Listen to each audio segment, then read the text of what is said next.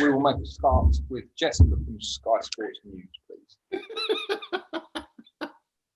Oh. Hi, Brendan. Good afternoon. Hi, how are we doing? Yeah, I'm very well. Good to see you. Any updates, firstly, on injuries or illness ahead of the game? No, we've got the same squad available. So, like James, Madison, Ayo, Perez still not available. So they continue out. So it's the same squad. It obviously can be very, in terms of James Maddison, can be very frustrating when a player's not able to play, particularly when they're in such good form. Have you had to give him any advice about dealing with a period out, particularly with a major tournament as well on the horizon? Yeah, it's obviously a very frustrating time. He was in great form. He's a real catalyst for our team, and his consistency. Having been out early part of the season as well, his consistency's developed and been absolutely brilliant. So it's very, very frustrating time for him. But the injury he has, it's not time driven. He's obviously had an operation end of last season. And he's just got a little issue with his tendon just above that. So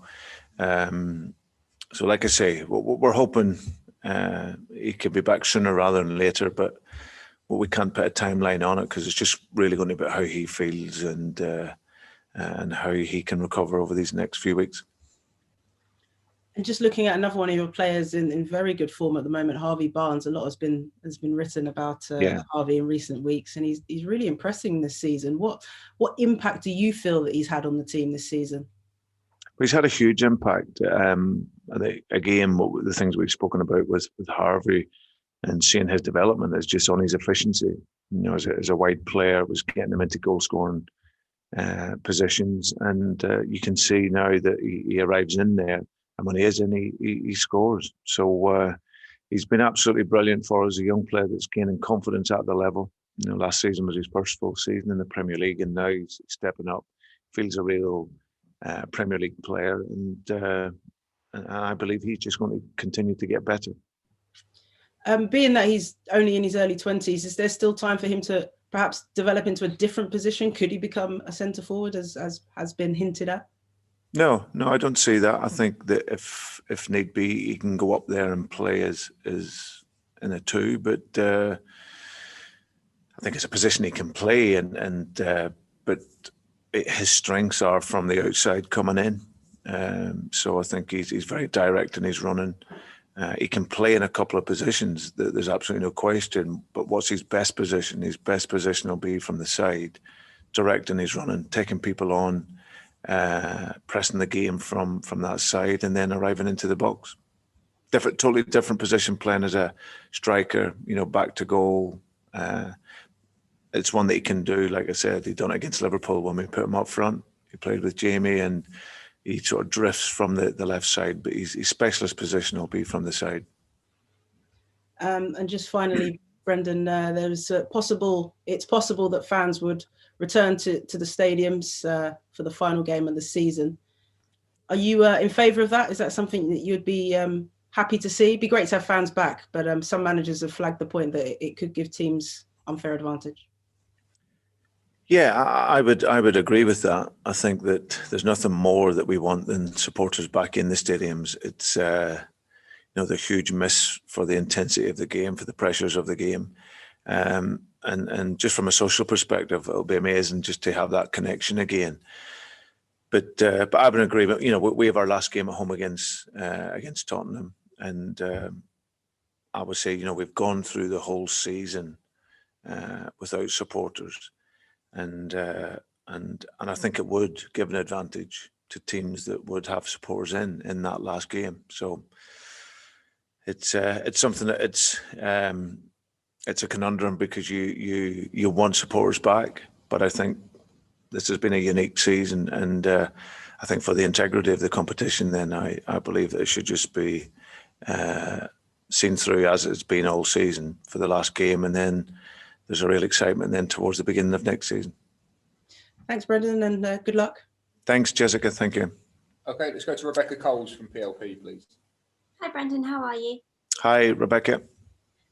It's been 2 years since you were appointed Leicester City manager. If you were to sum up those 2 years in 2 words, what would they be and why? Very enjoyable. It's as simple as that. I left a great club in Celtic to come here for the challenge of looking to establish Leicester City as a team that could compete for the top places in this division, and it's been thoroughly enjoyable. I've had amazing support from the players here since we come in, because it's always the big challenge. First and foremost, when you come into a club, it's about convincing the players to play how you want them to, and then creating a working environment that creates a standard and a mentality to win consistently. So yeah, it's flown by, like you say, to the day. 2 years, it doesn't feel like that, but yeah, I sit here today and really happy with how we've worked, and really excited by the future of the club on and off the pitch, that we can continually develop. And next up, you've got Arsenal. What have you made of Mikel Arteta's side so far this season? Yeah, I think they've, like a lot of teams, they've had really good moments, and then you go through a period of inconsistency, and sometimes that aligns with availability of players. But what I know is that I think he's done very, very well. There's always an expectation and a pressure at a club like Arsenal, and especially in your first job as a manager. It's a real challenge for you, but I think Mikel's coped with that and adapted with it really, really well. An outstanding group of players, and he'll look to continue progressing them, and the longer he has there, I'm pretty sure he will do that. And last one from me, obviously a tough result for you last night. What can we expect from Leicester City this weekend? Sorry, repeat that. Sorry, what can we expect from Leicester City this weekend? Yeah, well, we will go into the game, give absolutely everything that we can. I think for us, the disappointment for us last night was that the game probably came at the wrong time for us, where the squad is at, and in terms of the injuries that we've got, we don't have the depth of squad that some of the other teams will have. So my players have done brilliant up until this point. We've had a lot of injuries this season, and we've been able to get on with it.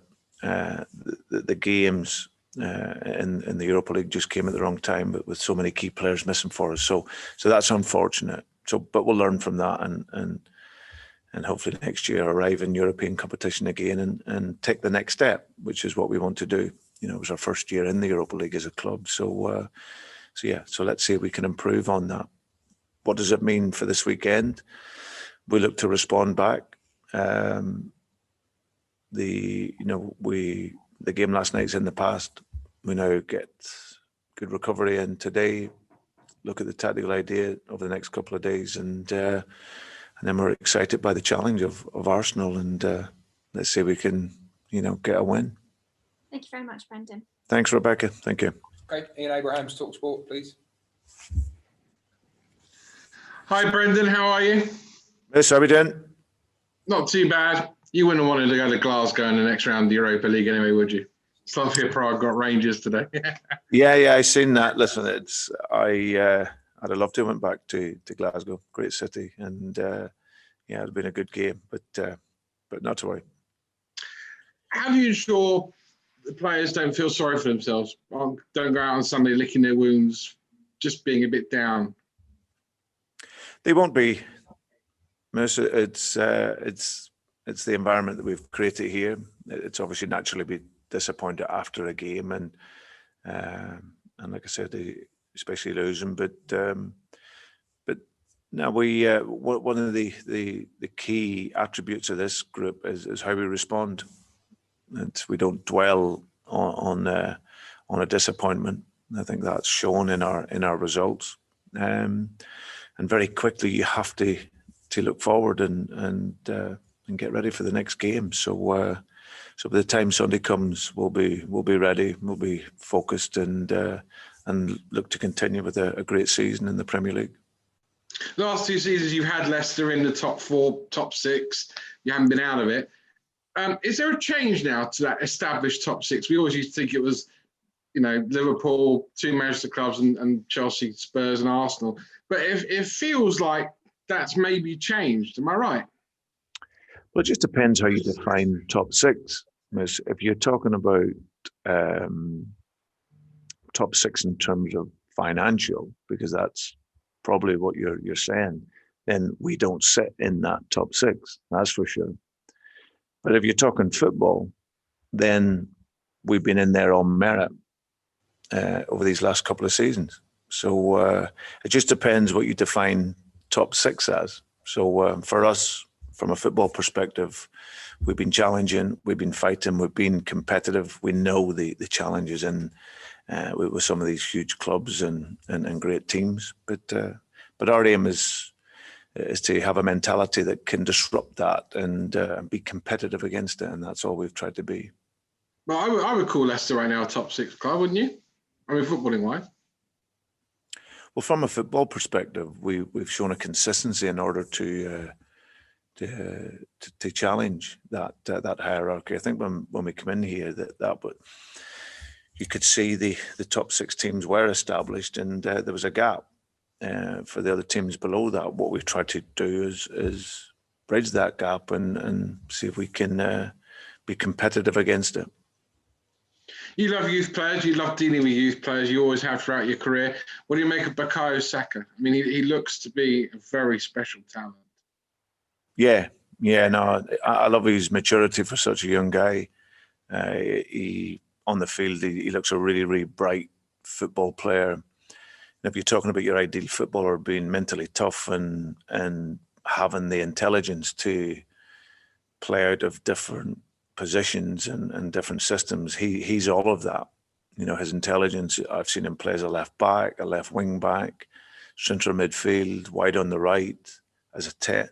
He's just a super football player who can adapt to whatever position he plays. So now he's got a massive future ahead of him. I've been really impressed by him and his game.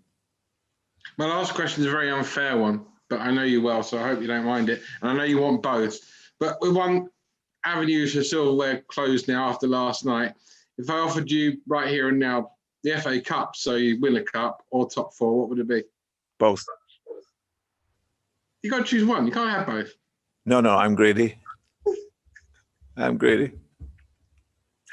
Good luck on Sunday. Thanks, miss. Thank you. Thank you very much. I can see a couple of the daily got your hands up. We will come to you after the broadcast section. Ian Stringer for BBC Radio Leicester, please.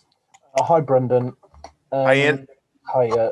Sorry to go back to the injury situation, but it's more for my information, really, kind of just a few injuries that we may not have spoken to you about in recent weeks. Wesley Fofana, I just wonder how he's doing. I think it was a knee problem with him, wasn't it? And how close to being back he is. Yeah, no, he had a hamstring strain, Ian, so he's recovering really well. He's been out on the field over these last couple of days and should rejoin the training group next week. So that's great news for us. And Dennis Pratt, also a hamstring, wasn't it? But that, well, I say that, I think it was a ligament in the hamstring or something like that. How's he?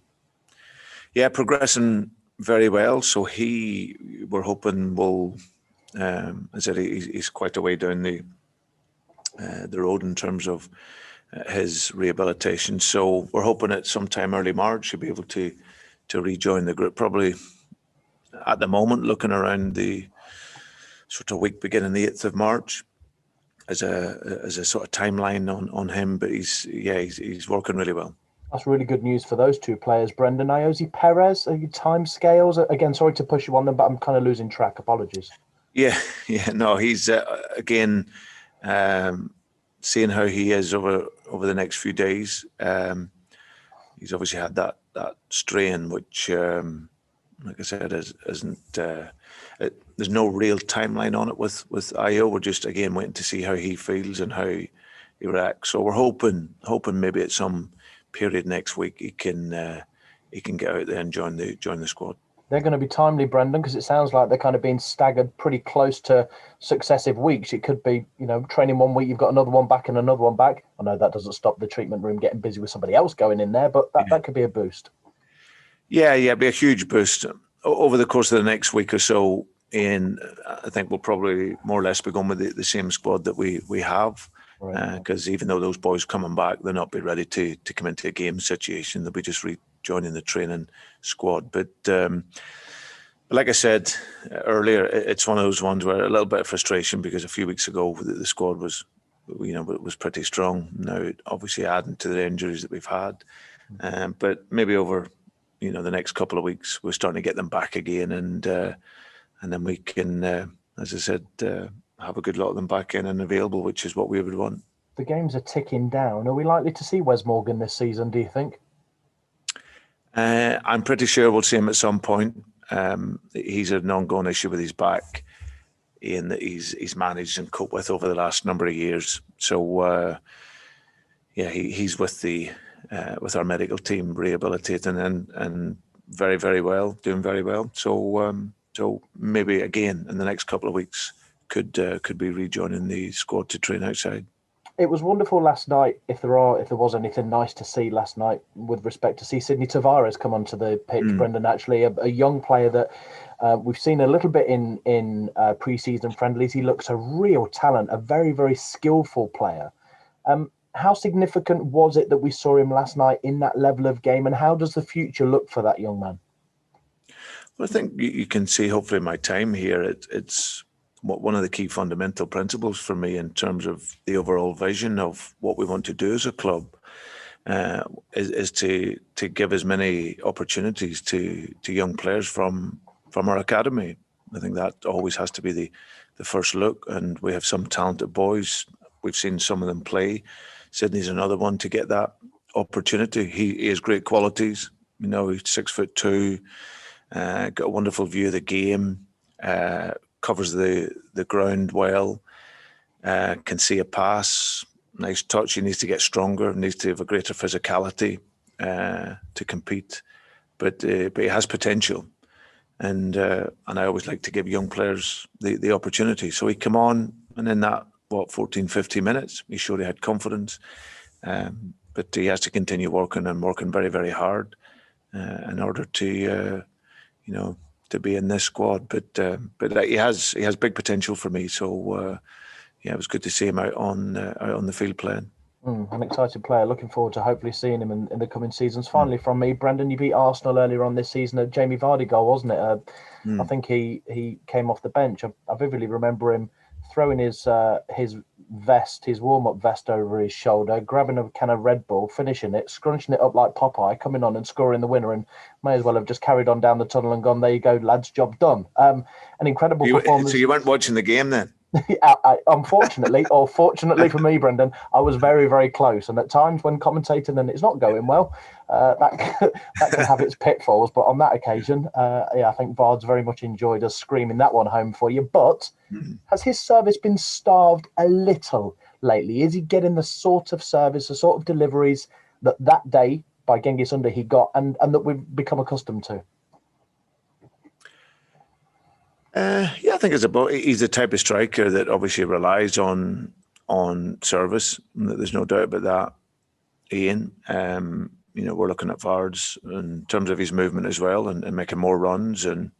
But ultimately, he is a player that needs the service. And of course, when you have so many of, with all due respect, the players out, the guys that can serve him, then of course that makes it a little bit more difficult for him. But what I always get from Jamie is 100%. His mentality strong, and even though when he's not in the game as such, he's always ready for opportunities that come along. And you've seen in that game when he came in for the final half hour of the game, he was sensational in his movement, his speed, and he will always disrupt defenders' balance. So yeah, he hasn't quite got the service, but we've still been winning, and that's important. And it's not purely just down to Jamie to score the goals. The contribution has to come from the team. As ever, good luck at the weekend, Brendan. Thanks, Ian. Thank you. Great, thanks everybody. We'll stop the broadcast section there. Thank you to the four of you for sticking to time restraints. That was really helpful.